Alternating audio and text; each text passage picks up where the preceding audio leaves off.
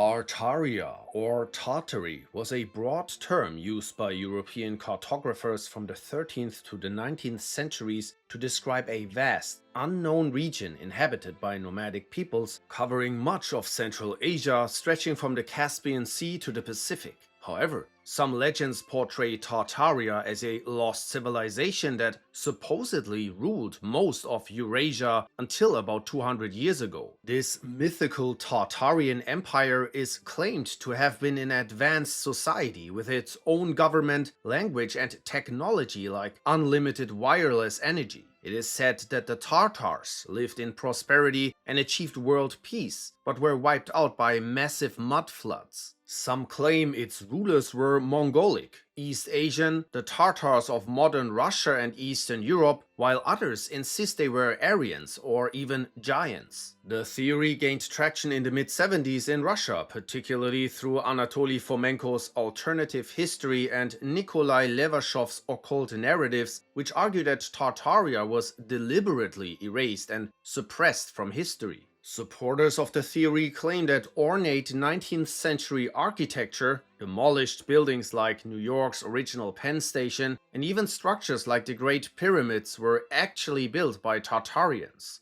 They also suggest that World War I and II and Soviet policies were part of a cover-up to erase Tartaria's existence. Zerzura is a legendary lost city or oasis said to be hidden deep in the Sahara, west of the Nile in Egypt or Libya. Described in writings from the 13th century, it was called the Oasis of Little Birds and was said to be a dazzling white city carved from stone. According to legend, it lay beyond a valley between two mountains, with gates marked by a bird holding a key in its beak. Inside there were luxurious white houses, palm trees and pools where fair-skinned women bathed. Its people, the Zerzurans, supposedly spoke a strange form of Arabic and wielded straight swords, unlike the typical curved scimitars of the region. The medieval Arabic manuscript Kitab al-Kanūs describes Zerzura as a treasure-filled city ruled by a sleeping king and queen, guarded by black giants, possibly a reference to the Tibu people, nomadic warriors of the Sahara.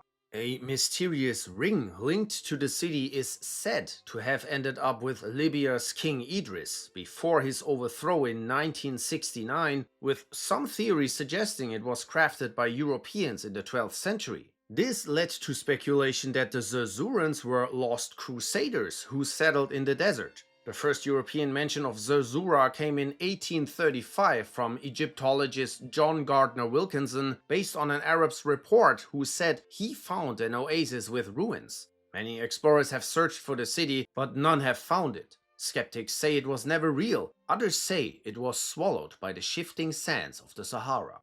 Tir na Nog, meaning land of youth, is the Irish otherworld, a paradise of eternal youth, beauty and joy. Often compared to the Greek Elysium, it exists either as a parallel realm alongside our own, or as a mystical land beyond the Western Sea, hidden beneath the earth, or accessible through burial mounds and caves. In Tir na Nog, there is no aging, sickness or death, only endless feasting, music and poetry. The land itself is a dreamscape of silver rivers, fruit-laden trees, towering mountains, and a shimmering, ice-like castle bathed in eternal sunshine. This realm is home to the Tuat De Danann, the gods of the pre-Christian Ireland, who host the banquet of Gaifnu, which grants immortality. Legendary Irish heroes such as Cuchulainn and Fionn are said to have reached Tir na Nog through voyages across the sea, mist-covered paths or mystical portals. The otherworld was believed to be where the Tuat De retreated. After the Milesians, the ancestors of the Irish people, took Ireland from them.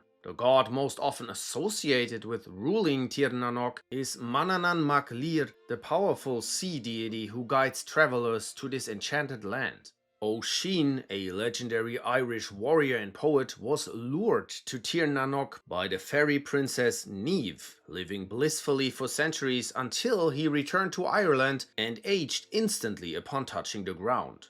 Beyul In Tibetan Buddhism, Beyul are sacred hidden valleys in the Himalayas, said to be blessed by the Buddhist master Padmasambhava as refuges for his followers. These mystical lands are believed to be revealed only when the world becomes too corrupt for spiritual practice. Protected by deities, they are said to be concealed by natural forces like snowstorms, mists, and even snow leopards. They are described as paradises, but reaching them is incredibly difficult, and those who try to force their way in may face failure or even death. Padmasambhava hid the locations of Beyul in secret texts called terma, which could only be revealed by special Buddhist treasure seekers at the right time. These guidebooks were hidden in caves, under rocks, and within monasteries. Some Beyuls have already been discovered and settled, while others remain lost. One famous attempt to open a Beyul happened in 1962 when Tibetan Lama Tulshuk Lingpa led over 300 followers to Mount Kanchenjunga, believing they would find Beyul Demo Shong, but the expedition ended in failure. Many Beyuls are said to be scattered across the Himalayas in China, India, Bhutan, Nepal, Sikkim, and Pakistan, waiting to be uncovered. Iram of the Pillars, often called the Atlantis of the Sands, is a legendary lost city mentioned in the Quran and ancient texts like 1001 Nights. Thought to be a once mighty economic hub with towering structures, it was said to have been swallowed by the desert after a cataclysm. Its first known mention appears in a map by Ptolemy in 150 AD, referring to a location called Amanum Emporium, or the Omani marketplace. The city is often described as a golden paradise in the middle of the Arabian desert, filled with vast gates, beautiful palaces, and streets paved with pearls and amber. In 1973, archaeologists uncovered thousands of clay tablets in the ruins of the city of Ebla, detailing trade with legendary Iram, which was connected with black magic and idolatry in these records. British archaeologist T.E. Lawrence speculated that Iram lay in the vast empty quarter, a large desert covering parts of Saudi Arabia, Yemen, Oman, and the UAE. Once a fertile land with hippos and water buffalo, the region later became an uninhabitable wasteland. Some theories suggest Iram was built over a limestone cavern and collapsed into a massive sinkhole, while others link it to Ubar, an ancient land rather than a single city. Another theory ties Iram to Wadi Rum in Jordan, where inscriptions mention both Iram and the legendary Ad tribe. According to legend, the Ad of Iram were a powerful, towering people who could uproot trees with bare hands, carve homes into mountains, and build the massive stone mustard hills found across Arabia. St. Brendan's Island, or the Isle of the Blessed, is a legendary phantom island said to drift somewhere in the North Atlantic, west of northern Africa. It takes its name from Saint Brendan of Clonfert, an Irish monk who, according to legend, landed there in 512 AD with 14 fellow monks. After celebrating Mass, they stayed for what they thought was 15 days, yet when they returned, they found that a full year had passed. The island supposedly remained hidden behind a thick veil of mist, appearing and disappearing. The earliest known mention of the island appears in the 9th century Latin text Voyage of Saint Brendan the Abbot. It's described as a paradise of eternal daylight, lush forests, fruit trees, crystal clear rivers, and singing birds. For centuries, the island appeared on maps, including Christopher Columbus's era, most notably on Martin Behaim's Erdapfel of 1492. Explorers launched multiple expeditions to find it, but by the 19th century, the island seemed to have vanished for good.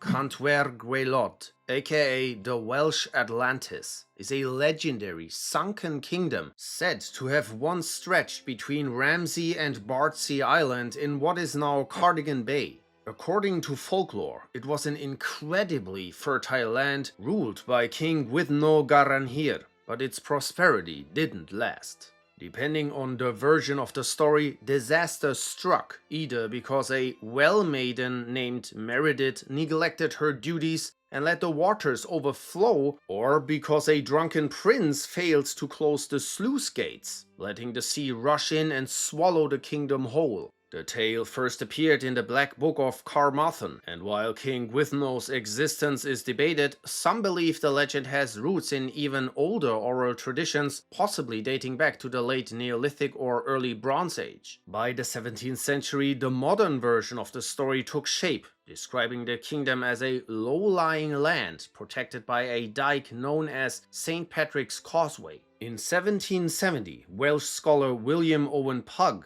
claimed to have spotted sunken human structures off the coast, fueling speculations that the legend had a historical basis. In 2022, researchers suggested that the medieval Goth map provides proof for two lost islands in Cardigan Bay. Rising sea levels since the Ice Age or a sudden catastrophe could have wiped out the stretch of land, leaving only the legend behind. Fishermen swear they hear its drowned bells tolling beneath the waves on quiet nights. The Fortunate Isles, or the Isles of the Blessed, were semi-legendary islands in the Atlantic Ocean, often described as a winterless paradise where select individuals and the heroes of Greek mythology lived in eternal peace. These islands were closely linked to Elysium, a realm in the afterlife reserved for those judged to have lived virtuous lives. Unlike Elysium, the Fortunate Isles were considered to exist in the physical world, located at the far western edge of the known world. According to myth, only those who had been reincarnated 3 times and proven their virtue in each life could reach the islands. The poet Pindar described a single island filled with peaceful, shady gardens where its inhabitants spent their time with athletics and music. Pliny the Elder wrote that the islands were abundant in fruit and birds, but also noted that large sea creatures would sometimes wash ashore and decay there. The Canary and Azore Islands are potential candidates for its real location.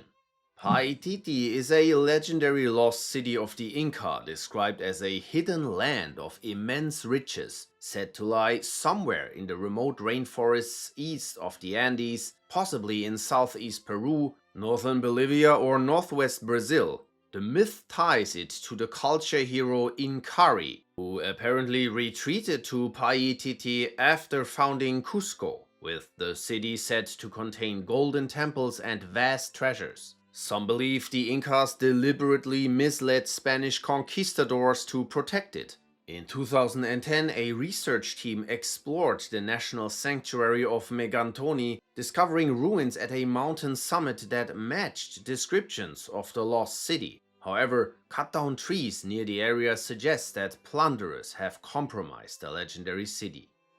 Ys, or Cantre'r, is a legendary sunken city said to have been located northwest of the coast of Brittany in France, often placed in the Bay de Douarnenez. According to myth, King Gradlon the Great built Ys on land reclaimed from the sea, making it a wealthy and artistic city, with Gradlon's palace being made of marble and gold. The city was protected by a dike with a gate that only the king could unlock. His daughter, however, stole the key to let her lover into the city, accidentally opened the floodgates and caused the city to be swallowed by the ocean. Gradlon escaped with the help of a saint, but his daughter was lost to the waves. Some folklore claims that the ruins of Ys can still be seen at low tide, or that its bells can be heard beneath the sea. A Breton saying even predicts that when Paris is swallowed, Ys will rise again.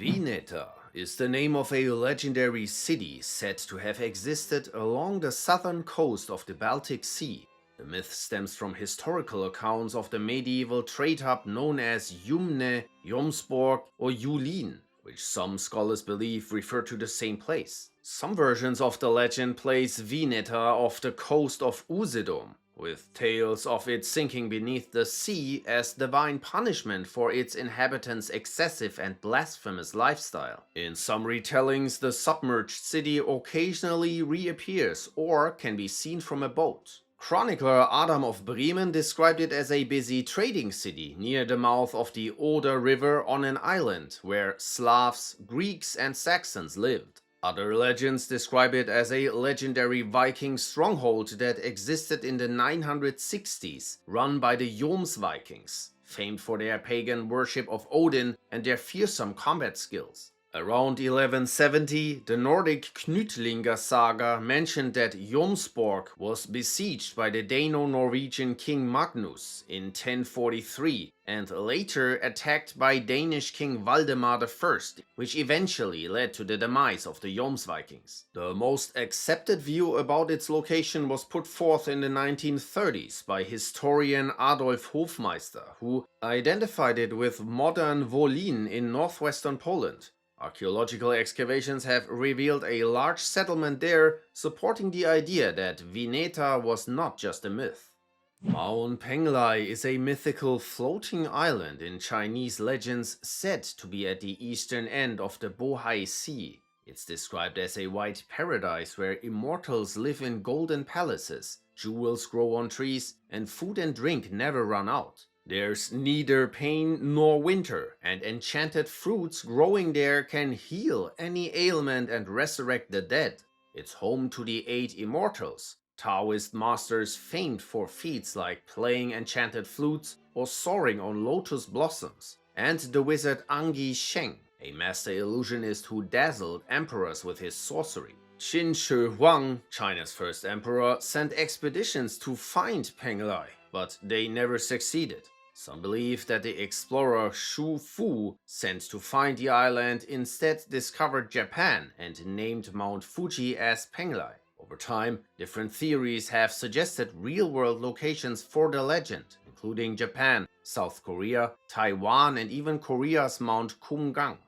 Ryūgū-jō is a mythical underwater palace in Japanese tradition, ruled by the Dragon King Ryujin. It's most famous from the story of Urashima Taro, a fisherman who saves a turtle and is invited to the palace, where he meets the dragon god's daughter, Otohime. After what he thinks is a short visit, Urashima returns to land to find that centuries have passed. The palace is described as being made of coral, with trees that have emerald leaves and ruby berries. Legends say that the palace experiences 4 seasons, each on a different side. Pohjola is a mythical land in Finnish folklore, featured in the Kalevala, Finland's national epic. It's portrayed as a dark, cold and hostile place in the north, often representing evil or misfortune. Pohjola is the home of Louhi, an evil witch, and is where male heroes go to seek wives, like in the case of Seppo Ilmarinen, who forges the magical Sampo artifact for Louhi in exchange for her daughter's hand. While Pohjola is largely a mythical place, some have speculated it might refer to real areas in northern Finland, such as Lapland or Old Kajanaland, inhabited by Sami or Finns. Dvārakā is a legendary city in Hinduism, Jainism and Buddhism. It is believed to have been a divine city created by the celestial architect Vishwakarma. Described in the Mahabharata, the city was located at the meeting point of the Gomti River and the Arabian Sea in what is now Dvārakā, India. It was said to be a magnificent capital with 900,000 royal palaces, covered in jewels, gold and precious stones. Myths suggest Dvārakā had advanced weaponry and technology, including aerial vehicles called Vimanas and powerful explosives. The city was a key part of Lord Krishna's mission and was heavily fortified, accessible only by ship. According to legend, it sank into the sea on the same day Krishna left the earth. In 1983, archaeologists discovered underwater ruins near Dvārakā, dating back to the Mahabharata era. Excavations suggested the city could have been submerged due to rising sea levels, tectonic shifts, or a tsunami. The findings point to an ancient, advanced civilization, possibly dating back over 3,500 years or even further to the Younger Dryas period. Libertatia was a supposed pirate colony founded in the late 17th century on Madagascar by French captain James Misson. He envisioned a society where people of all backgrounds could live freely, without the scrutiny of past societal norms. The colony was based on ideals that opposed monarchies, slavery, or institutional religion, promoting direct democracy and a socialist economy. The pirates formed councils to govern, saw themselves as equals to the people, and created a new language. Their motto was "For God and Liberty," and their flag was a plain white one, contrasting the Jolly Roger. However, most think that Libertatia is just fiction.